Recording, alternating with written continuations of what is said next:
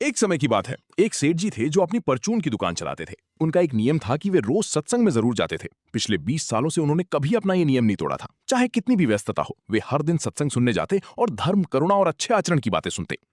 एक दिन सेठ जी को किसी रिश्तेदार के घर 2-3 दिनों के लिए बाहर जाना पड़ा। जाते समय उन्होंने अपने बेटे से कहा, बेटा, मेरा नियम है कि मैं रोज सत्संग में जाता हूं। मैं तो इन दिनों नहीं जा पाऊंगा, लेकिन तुम मेरी जगह सत्संग में जरूर जाना। बेटे ने पिता की बात मान ली और अगले ही दिन से वो सत्संग में जाने लगा।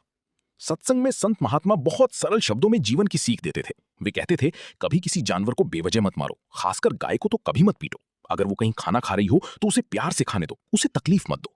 ये बातें सेठ जी के बेटे के दिल में गहराई से उतर गईं। उसने ठान लिया कि वो इन बातों को अपने जीवन में जरूर अपनाएगा।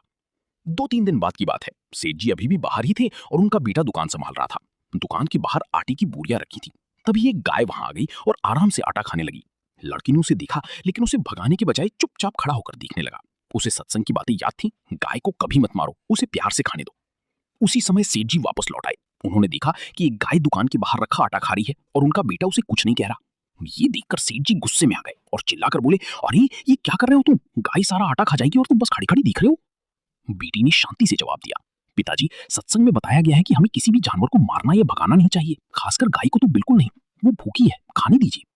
ये सुनकर सेठ जी और भी चिल्ला गए। उन्होंने कहा, मैं 20 साल से सत्संग में जा रहा हूं, इसका मतलब ये नहीं कि हर बात को सच में मानना भी है। वो तो बस नियम निभाने के लिए जाता हूं। इतना कहकर उन्होंने डंडा उठाया और गाय को भगा दिया।